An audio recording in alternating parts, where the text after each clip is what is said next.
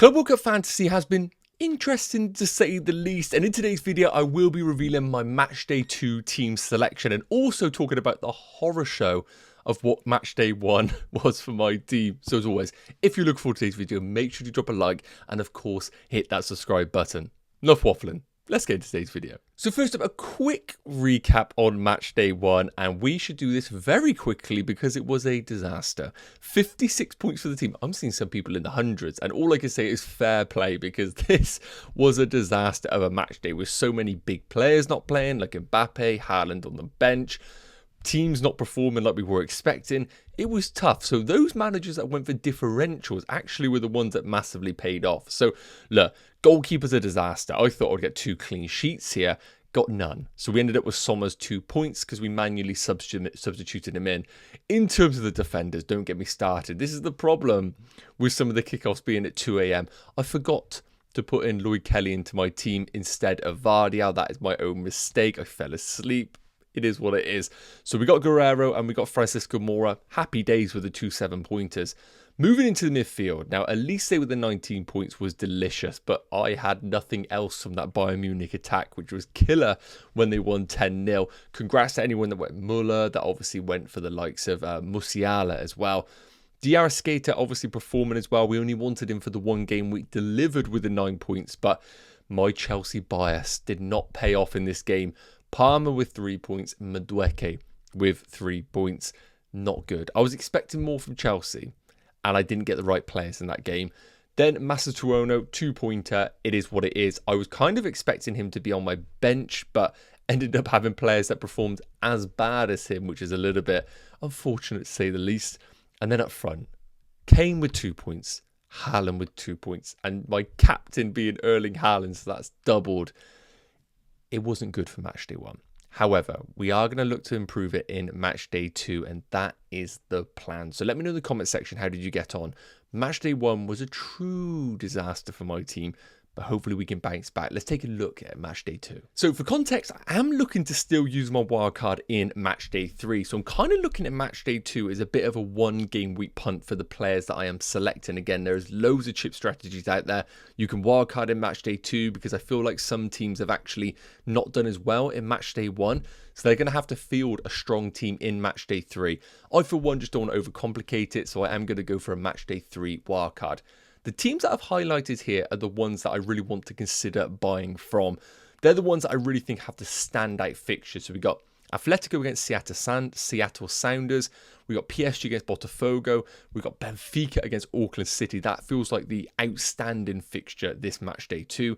We got Bayern against Boca Juniors, but I feel like that might be a little bit harsh on Boca Juniors. I think that could be a bit more trickier than I'm anticipating. Borussia against Mammalonia Sundowns. That's good. Inter Milan against Urari Red Diamonds, Juventus against Wydad, Real Madrid against Pachuca, and Man City against Al Ain. So they're the games that I really want to have some sort of investment in. Now, in terms of who I already own, I don't need to buy any more Bayern because I have that covered already. And I have a little bit of Juventus with Lloyd Kelly, and I've got Haaland and Vardial for Man City. So realistically, the teams that I am considering are going to be someone from Atletico Madrid potentially, definitely someone from Benfica. I just think I have to against a team like Auckland City, who played their best team in matchday 1. As the tournament progresses, they're only going to get weaker in terms of squad depth and rotating players. And I think the other one that I have to consider is some sort of investment in maybe Inter Milan attackers, possibly. But that is where I think I need to start investing with my teams. Let me know in the comment section, what teams are you considering from? In terms of the ones that I think we should avoid, I think Chelsea Flamengo is actually quite difficult. And as somebody who has Palmer and Madueke, that doesn't feel fantastic. And also, I don't feel like Chelsea are going to score a hatful of goals in this tournament right now. Maresca's football doesn't really cater towards that. So I think maybe offloading on Chelsea is okay to do so.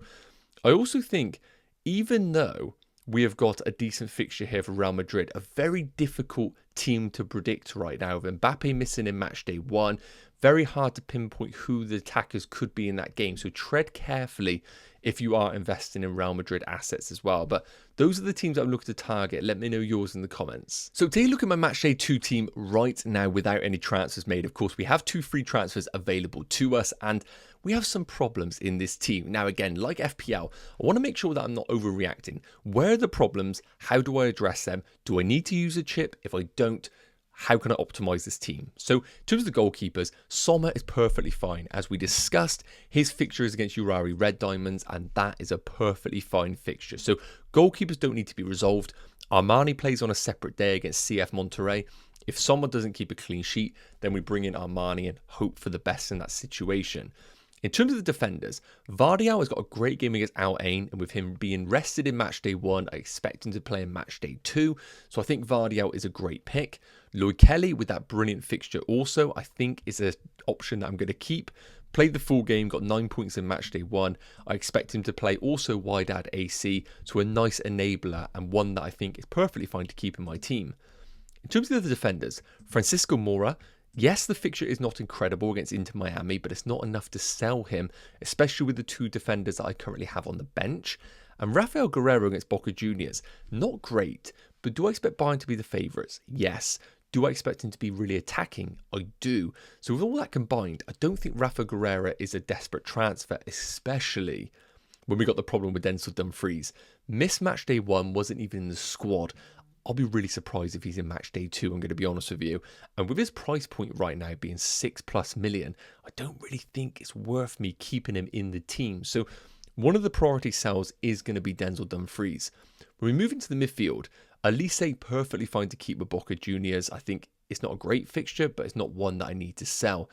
Masatuono against CF Monterrey, perfectly fine. Again, a budget enabler. I don't need to sell a player like that. The 3 problems are going to be here. Now, Palmer is not a problem, but I do think he's a cash cow that enables me to make other moves if I want to. So I ask myself, is Palmer good enough? Because I can go so many other places if I want to. Madueke is a problem. I just don't like Madueke. I don't know why I picked him. I thought I was being clever with it. That's one to consider selling. And also Diaz Scareta. This was one that I definitely looked to sell against Chelsea. Not really at the price point where I can afford just to keep him in the team. So that is also one that I'm looking to potentially sell. Remember, I've only got 2 free transfers available. In terms of the front 3, now Haaland is just absolutely a keep. I know he's a bench in match day 1, but I think he starts in match day 2, and he's got Al Ain, who were pretty damn awful. So I think that's perfectly fine to keep Erling Haaland for this fixture.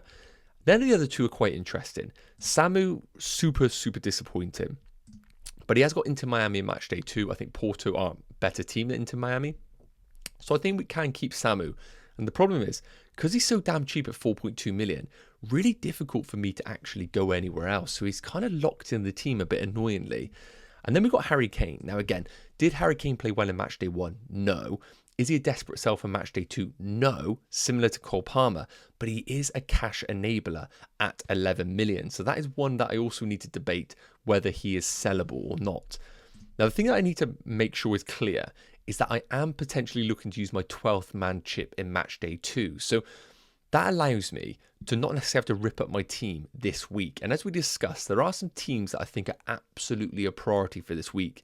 That includes Benfica with their brilliant game against Auckland City. When we come down here, just to remind ourselves, I think Atletico are not a priority, but I think they are good to have. I think PSG against Botafogo is just a great fixture as well. And outside of that, I think I can give or take the rest of the fixtures. Real Madrid, very difficult to predict, but maybe someone like an Mbappe as a 12th man is one that I need to consider. So when we come up to my team right now in terms of making a transfer and where the priorities are, as we discussed, if we think Denzel Dumfries is one that I just have to make a priority move, then I think Denzel Dumfries out and bringing in somebody like a Hakimi is a good move. I think Hakimi's great. Do I expect him to play once again? I do. Let me know in the comment section again, guys, if I've missed any news regarding Hakimi. So Hakimi in for Dumfries feels good. I think it's a nice upside chasing move, even though it is a defender. And then we've got one additional transfer to use, but we've only got 1.2 million in the bank, which doesn't give us a lot of flexibility, which is quite frustrating. And as we discussed, I need to address the situations with no Benfica coverage and potentially no PSG attacker. Now, the problem with the PSG attack is the only way I can really get there is doing Cole Palmer to Kvaratskhelia, which is probably the one that I want to go for with what I saw in match day 1. And PSG in general are just such a fantastic team. And then maybe looking to potentially use my 12th man on a Benfica forward like Pavel Diaz, who probably is the route that I need to go down. So as of right now, it's trying to find the best route. Do I potentially keep Dumfries or downgrade him all the way to a cheap enabler, which then get me up from a Madueke to a Kvaratskhelia? As an example here, if we were to downgrade Denzel Dumfries and upgrade Madueke, in order to do Madueke to Kvaratskhelia, which I think is probably the route I want to go down, I would need to save 1.3 million. If we were to get rid of Denzel Dumfries and look at somebody who is 5 million, if we just filter it by price, and you won't be able to see this on your screens, but I'm just going to highlight the defender who I need to select. At 5 million, a defender that I think could be a good consideration with a good fixture for a 1 game week punt. Now, it's worth noting there aren't many incredible options, but one that I forgot to mention is someone like a Ryerson at Dortmund against Mamelonia Sundowns. It's a good fixture, and at 4.9 million, offering some attacking potential, I think that is one definitely to consider. So I think Ryerson, even though it isn't the absolute standout, I think the fixture's good. He comes in and allows me then to afford Madueke to Kvaratskhelia. And then what I can do is then use my 12-man chip and allow myself to bring in one of Mbappe, or I could bring in, obviously, the Pavel Diaz. So if we look at here, of course, we have all budget available to us. And realistically, I do want to have a forward to really justify it. Pavel Diaz here, with that brilliant fixture against Auckland City, I think is just an absolute shoo-in. And like I said, it's very difficult for me to sell my forwards right now and justify who to go to. Kane down to somebody feels like a bit sideways with the other moves that I've made in my team. So I think the 12th man to Pavel Diaz is the route to go, because I don't really know the status of Kylian Mbappe. If I knew that he was fit and he's going to play 90 minutes, that probably would be the route to go for. But as of right now, I think maybe doing these moves and then bringing in Pavel Diaz is the route that I want to go for. The other argument that I could say is actually not selling Madueke and selling Diaz Creta as the other move.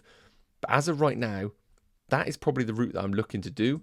Bringing in Pavel Diaz as my 12th man.